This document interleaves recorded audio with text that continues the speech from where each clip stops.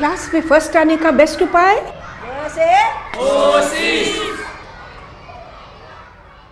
Hello बच्चों, आज हम जानेंगे distribution of oceans and continents, महासमुद्रों और महाद्वीपों का वितरण।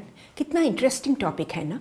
सन 1570 में विश्व का सबसे पहला वर्ल्ड मैप बना। इसको बनाया था अब्राहम ऑटियस नाम के डच कार्टोग्राफर ने। कार्टोग्राफर यानी कि जो मैप्स बनाते हैं। और जब इन्होंने बनाया, इनको लगा कि साउथ अमेरिका का जो ईस्ट कोस्ट और अफ्रीका का जो वेस्ट कोस्ट, ये दोनों लग रहे थे एक दूसरे से मिल सकते हैं। तो ये इनके बारे में काफ़ी सोच रहे थे। 1853 में एंटोनियो पेलेग्रिनी नाम कर एक इटालियन साइंटिस्ट ने, उन्होंने एक थियोरी रखा कि सबसे पहले सारी पृथ्वी मिलकर एक सिंगल पीस ऑफ रॉक थी और फिर ये टूट के अलग अलग पीसेस हो गई और अलग अलग कॉन्टिनेंट्स बन गए। और 1900s में आकर वेगनर ने एक थियोरी रखा जिसका नाम था continental drift theory. Continental drift यानी कि महाद्वीपों का विस्थापन। ये कैसे हुआ, इसके बारे में चलो हम जानते हैं। कॉन्टिनेंटल ड्रिफ्ट का मानना था कि बहुत साल पहले केवल एक विशाल चट्टान, एक विशाल रॉक था जिसका नाम था पैनेजिया, और उसके चारों तरफ पानी था, सारे समुद्र एक थे, जिसका नाम था पैंथालीसा। कोई 20 करोड़ साल पहले ये जो ह्यूज चट्टान पैनेजिया, ये फट के दो टुकड़े हो गए।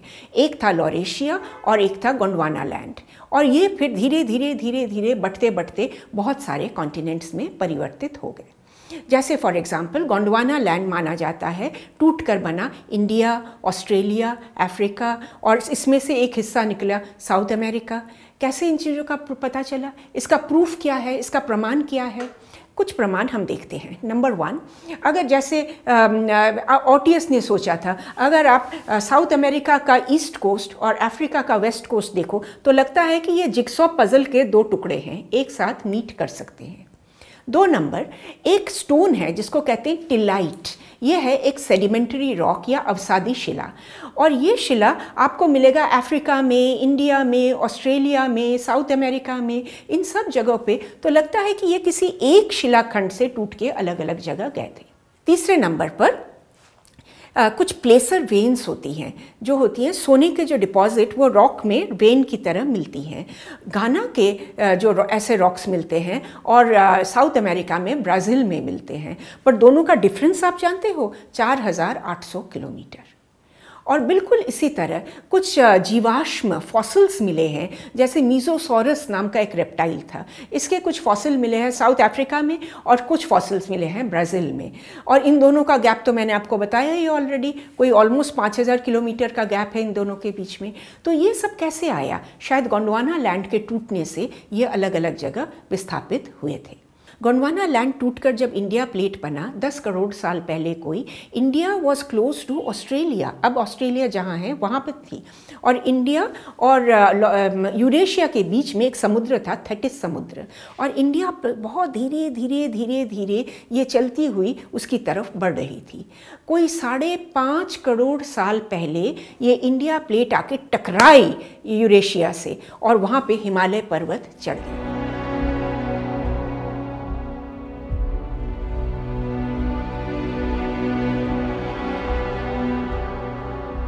आप तो जानते हो कि हिमालय में जो सबसे ऊंचा पीक है माउंट एवरेस्ट, उसको नेपाल के लोग सागरमथा कहते हैं।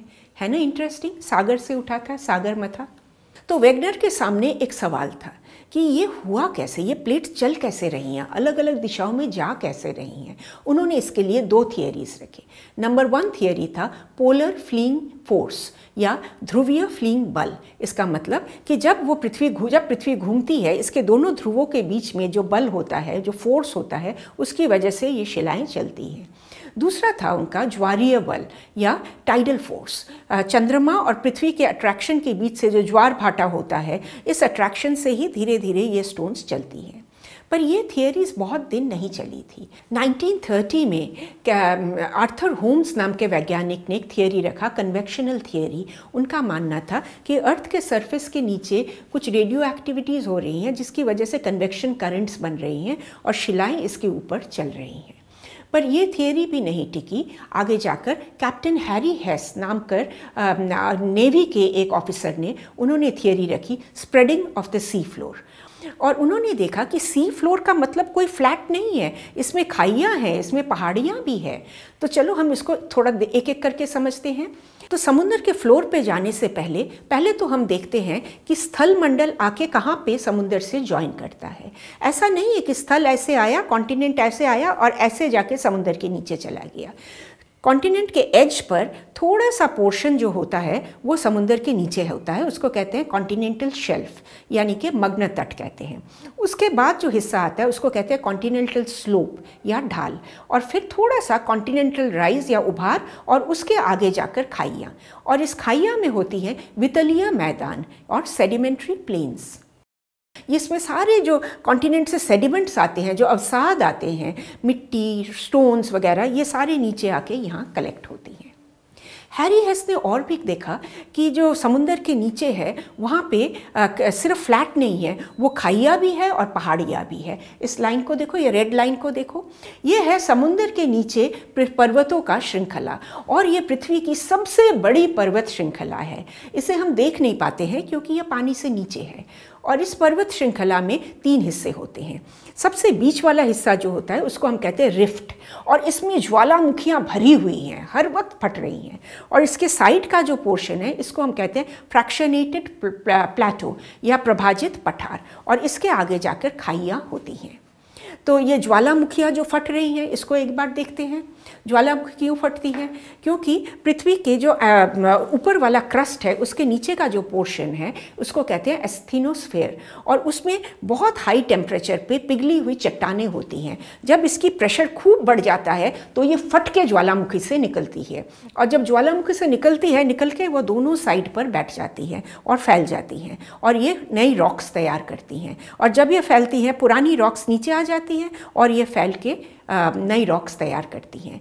इनकी जो एज मापी गई है, ज्वालामुखी के दोनों तरफ देखा गया है कि शिला का एज सेम है, और इस तरह से फटते फटते बढ़ते बढ़ते फटते फटते बढ़ते बढ़ते समुद्र का जो स्थल है वो उसका विस्थापन होता रहता है, और इस तरह से कॉन्टिनेंट्स अलग अलग जगह पे हिल जाती हैं।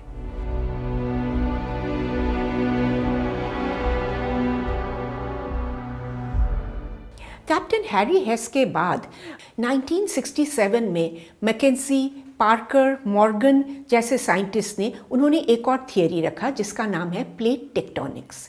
उनका मानना था कि पहले पृथ्वी पे एक बहुत बड़ा चट्टान था जो बाद में 7 बड़े बड़े प्लेट्स में बट गई। 7 बड़े प्लेट और 6 छोटे प्लेट। ये 7 बड़े प्लेट हैं आर्कटिक प्लेट, फिर उत्तर अमेरिका का प्लेट, दक्षिण अमेरिका का प्लेट, फिर आया आपका प्रशांत महासागर का प्लेट, अफ्रीका का प्लेट, इंडो ऑस्ट्रेलियन प्लेट और यूरेशियन प्लेट। तो ये तो रहे 7 आपके जो बड़े प्लेट थे, और जो 6 छोटे प्लेट हैं उसमें है Cocos plate, Nazca plate, Carolina plate, Philippines plate, Fuji plate और अरेबियन प्लेट। तो ये जो प्लेट्स हैं ये ना सब धीरे धीरे धीरे धीरे पर कंटिन्यूसली हिल रही हैं, कंटिन्यूसली वो चल रही हैं। इनके मूवमेंट का स्पीड भी अलग है। जैसे पैसिफिक प्लेट है ये काफ़ी तेज़ी से मूव करता है, ऑलमोस्ट 15 सेंटीमीटर्स पर ईयर, पर जो आर्कटिक प्लेट है वो केवल 2.5 सेंटीमीटर पर ईयर मूव करते हैं।